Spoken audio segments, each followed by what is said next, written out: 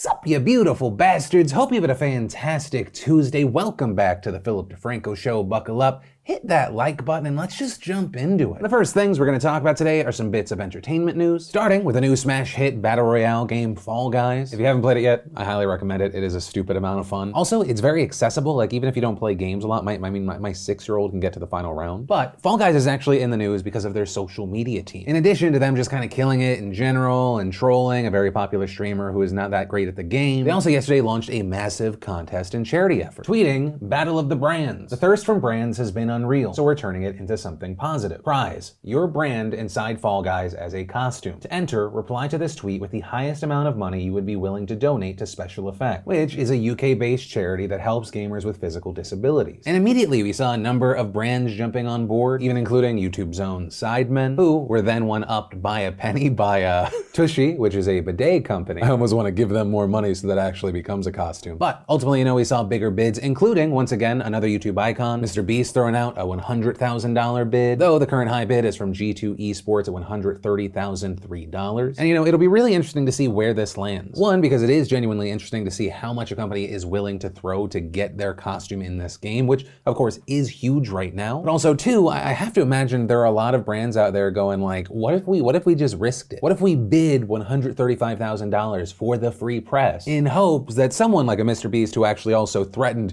to outbid everyone, jumps back in? But there's a lot of weird, interesting conversations happening right now, so we'll keep our eyes on that. Then, yesterday we saw an update on the Jenna Marble situation. Jenna, of course, a long-time, huge, prominent YouTuber. Back in June, she announced that she was leaving her channel, potentially forever, leaving the internet, which resulted in a huge response from people saying, please don't. After that video, in general, Jenna received a huge wave of support. Many people wondering, is she really gone? Is she going to come back? And the update we got yesterday is not great for fans that were hoping that she will return soon, with Jenna and her partner Julian, who she shares this podcast with, announcing that the Jenna and Julian podcast was over. In that audio-only clip, thanking fans for all the support over the years, but saying all good things come to an end. Also seemingly propping up a door that could be walked through later, saying maybe she and Julian would do something in the future. And as far as how she's doing, she said that she's getting help and just being a person. While I think a lot of fans are sad that they're losing this thing that they love, especially because I think a number of fans had some hope that maybe she wouldn't return to her old channel, but she would hop on the podcast. Based off the reaction I've seen, it appears that fans are more importantly happy that she seems to be doing better. I also think this announcement shows, not that I had doubts about it before, but I think it cements that Jenna was being genuine when she was talking about needing to leave the internet for her. Because based off the initial reaction and the surging of support, she could have easily just turned that around and turned it into this big marketing play. But then finally, to end this, I guess, entertainment news sandwich, we finally got the reveal for the Toon Squad jersey in the Space Jam sequel. And in general, most people think LeBron looks ridiculous, with some wondering if the internet could pull off another Sonic, and I guess bullying the people involved in the movie and changing the way it looks after the fact. And while I am in no way supporting and promoting bullying, I'm just gonna say, this round, I may have to root for the Monstars. There's just something about that design that makes me angry and anxious. But also, hey, that's just me, and of course, I'll pass the question off to you. What are your thoughts there or on any of the stories I just talked about? And then, let's talk about schools. We've talked about COVID, how it's affected schooling, but mainly just in the States. So actually today I want to shift focus and look to the UK because there was a weird story there. So the situation actually begins much earlier in the pandemic when the United Kingdom went into lockdown mode. And like schools in the States, we saw most schools in the UK closing. And notably, that made it impossible for schools to hold two critically important exams, the A-level and the GCSE exams, though we're mostly going to be focusing on A-level exams, which are the university entrance exams. But, like I said, these exams not taken this year, and instead, teachers were told to submit the grades they thought each student would have received alongside students' class ranks. Those estimates were then sent to and reviewed by the education regulator, Ofqual, and this is where things really start to get weird, because Ofqual later determined that teachers had generally been too optimistic about their students' scores, and so regulators worried that taking those predictions at face value would lead to what they called grade inflation. So instead, they did something that of course has never been the plot of a dystopian novel, created an algorithm to solve the problem. So all of that then brings us to last Thursday when the new results were announced. And what we ended up seeing there was about 40% of students, 280,000 students having their scores downgraded. Though some students did benefit, 2% of students did see an increase. But, shocker here, that algorithm was found to be massively flawed. For example, critics argued that the main victims here were bright students from less wealthy backgrounds whose schools had previously not performed well. You also had others going a step further and saying these estimated results directly hurt students from more disadvantaged privileged and diverse schools. What's more, this algorithm also appeared to benefit students at exclusive fee-paying private schools, with official stats showing that the proportion of private school students who were awarded A's was more than double that of state schools. Right, and understand, this isn't just a story about people upset over a lower score than they wanted. In many instances, students need a set grade to get into their chosen university. So with this change that was completely out of their control, you had tens of thousands of students now potentially set to lose spots they had already been offered at universities this fall, even though they never actually took this test, right? They failed before they even got a chance to fail. I mean, you had examples of students popping up like Maimouna Hassan. She was accepted to both Cambridge University and Imperial College London, two of the best schools in the United Kingdom. However, both of those offers were conditional on her A-level exam. And while she had all A's from her teacher's prediction, that wasn't the case for the new estimates, which gave her a B in physics, which isn't enough to get into either school. So you had Hassan accusing the algorithm of punishing her because she had gone to a school that had previously struggled. And understand, that is far from the only example. You have tons of stories like this, and all of that then sparked mass protests. Right, we saw students outside of Parliament in London, some holding signs like "Judge Potential, not Postcode," others burning their estimated exam results, crowds cheering that on. And as far as the initial reaction from the government, it didn't seem very hopeful at the beginning. On Thursday, when the results were updated, you had Prime Minister Boris Johnson calling them robust and dependable, adding pupils from disadvantaged backgrounds more than ever before are now able to go to university, are going to university this year as a result of the grades they've got today. You also had Britain's Education Secretary Gavin Williamson saying on Saturday that there would be no U-turn, no change. But then, in the past 24 hours, we saw the government changing its tone and announcing that it was backtracking on its use of the algorithm, with the chair of Qual saying in a statement, "We understand this has been a distressing time for students who were awarded exam results last week for exams they never took. The pandemic has created circumstances no one could have ever imagined or wished for. We want to now take steps to remove as much stress and uncertainty for young people as possible. After reflection, we have decided that the best way to do this is to award grades on the basis of what teachers submitted." And as far as the minority of students that actually benefited from the algorithm, the chair of Qual went on to say that the student can use whichever estimate is higher. And so ultimately, you have this weird situation that was apparently done because they didn't trust the initial results from teachers, right? Saying that they were worried about grade inflation, but now people can use whichever estimate was higher, so there is grade inflation. And on top of that, you had the legal director of the nonprofit Good Law Project saying, "It seems likely that some university places will have to be deferred until next year due to issues of space. And I don't think the young people affected by this will easily forgive or forget the government's willingness to sacrifice their hopes and dreams in pursuit of the much less important goal of minimizing grade inflation." And this whole situation also brings back up that debate of should standardized testing even be a thing? I mean, this year, as far as pandemic in the United States, we're seeing colleges waiving ACT and SAT requirements altogether. But even further than that, we're seeing places like the University of California going a step further and announcing it will phase out the test. And, maybe from the results we see from this year of students that don't have to go through this standardized testing, maybe it becomes less of a thing. Maybe we see a world where the ACT and or the SAT aren't seen as a helpful gauge, rather just organized gatekeeping to higher education. But ultimately, that is the story in general, and I do want to pose two questions here. What are your thoughts regarding the story that we talked about out of the UK? And then also, what are your thoughts regarding standardized testing? In your opinion, should it stay or should it go? Why or why not? But from that, I want to share some stuff I love today, and today in Awesome brought to you by Keeps. If you didn't know, 2 out of 3 guys will experience some form of male pattern baldness by the time that they're 35. Right? Everyone has that brother, uncle, even that friend, and if you don't want to go down that road, you don't have to just sit idly by. Keeps helps you stop hair loss before it's too late with their scientific and affordable approach to treatments that are up to 90% effective at reducing and stopping further hair loss. And Keeps offers generic versions of the only 2 FDA-approved hair loss products that are out there, so some of you may have actually already tried them before, but probably never at this price. You also used to have to go to a doctor's office for your prescription, but with Keeps, you can get these products delivered directly to your home. And fantastically, for a limited time, you beautiful bastards can get your order for 50% off. So if you're ready to take action and prevent hair loss, go to keeps.com/DeFranco, or just click that link in the description down below to receive 50% off your first order. And the first bit of awesome today is we had Dude Perfect giving us swimming pool stereotypes. We got Vanity Fair giving us Joseph Gordon-Levitt breaking down his career. Kerry Washington's guest host monologue on Jimmy Kimmel Live. We got the trailer for The Binge. We got the Honest trailer for The Old Guard. Binging with Babish gave us Food Awesome with the Force Horse Meals of the Egg Porcalypse from Parks and Rec. And if you want to see the full versions of everything I just shared, the secret link of the day, really anything at all, links as always are in the description down below. And then, as tonight we enter night 2 of the Democratic National Convention, which for the first time is all virtual, let's talk about some of the big key moments from night 1. So to start off here, one of the things that was actually interesting is that some of the highlights involve just everyday people. For example, there was a moment and a clip that has now gone viral. It featured a woman by the name of Crichton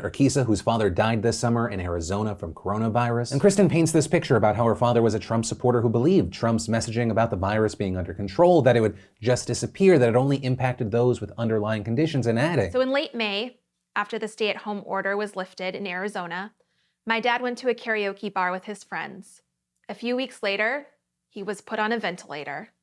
And after 5 agonizing days, he died alone in the ICU with a nurse holding his hand. My dad was a healthy 65-year-old. His only pre-existing condition was trusting Donald Trump, and for that, he paid with his life. In addition to that moment, we also had things like George Floyd's family leading a moment of silence. We also saw Joe Biden making an early appearance as far as a national convention goes, though it was more about him sitting down and talking with people, including Eric Garner's mother. And then, of course, in addition to everyday people, you had politicians speaking like Governor of New York, Andrew Cuomo, who, of course, talked about COVID in New York, in this country, but also using COVID as a metaphor for what's happening in this country. A virus attacks when the body is weak and when it cannot defend itself. Over these past few years, America's body politic has been weakened. The divisions have been growing deeper. The anti-Semitism, the anti-Latino, the anti-immigrant fervor, the racism in Charlottesville, where the KKK didn't even bother to wear their hoods, and in Minnesota, where the life was squeezed from Mr. Floyd. Only a strong body can fight off the virus, and America's divisions weakened it. Donald Trump didn't create the initial division. The division created Trump.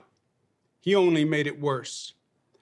Our collective strength is exercised through government. It is, in effect, our immune system. And our current federal government is dysfunctional and incompetent. It couldn't fight off the virus. In fact, it didn't even see it coming. The European virus infected the Northeast while the White House was still fixated on China. The virus had been attacking us for months before they even knew it was here.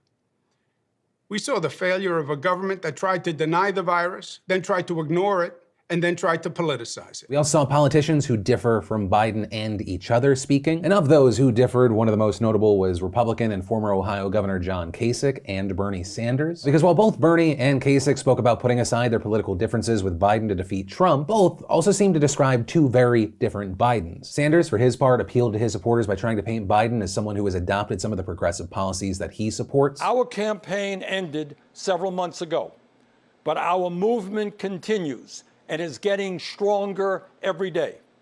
Many of the ideas we fought for that just a few years ago were considered radical are now mainstream.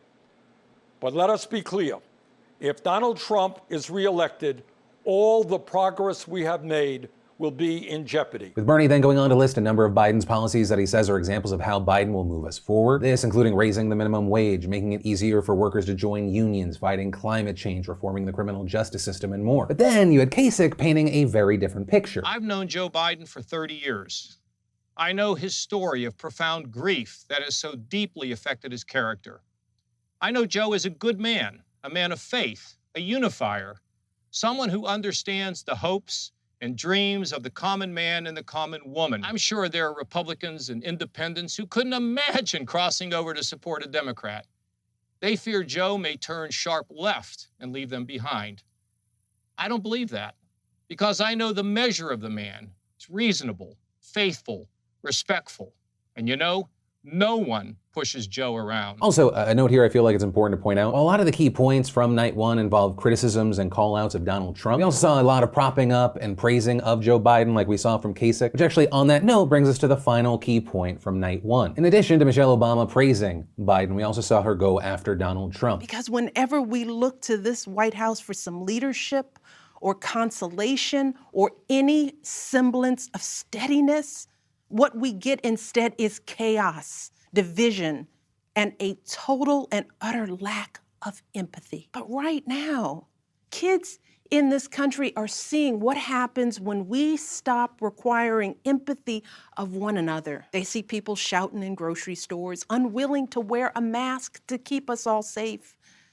They see people calling the police on folks minding their own business just because of the color of their skin. They see an entitlement that says only certain people belong here, that greed is good and winning is everything, because as long as you come out on top, it doesn't matter what happens to everyone else. And they see what happens when that lack of empathy is ginned up into outright disdain. They see our leaders labeling fellow citizens enemies of the state while emboldening torch-bearing white supremacists. With Michelle Obama eventually landing on one key point of why people need to vote for Biden in November. If you think things cannot possibly get worse, trust me, they can and they will if we don't make a change in this election. If we have any hope of ending this chaos, we have got to vote for Joe Biden like our lives depend on it. And then the last notable moment from her speech that we'll hit on are the remarks she made about voter suppression and the need for people to turn out and vote for Biden. Folks who know they cannot win fair and square at the ballot box are doing everything they can to stop us from voting. They're closing down polling places in minority neighborhoods. They're purging voter rolls. They're sending people out to intimidate voters, and they're lying about the security of our ballots. These tactics are not new. But this is not the time to withhold our votes in protest or play games with candidates who have no chance of winning. We have got to vote like we did in 2008 and 2012. We've got to show up with the same level of passion and hope for Joe Biden. We've got to vote early, in person if we can. We've got to request our mail-in ballots right now, tonight, and send them back immediately. And follow up to make sure they're received. And then make sure our friends and families do the same.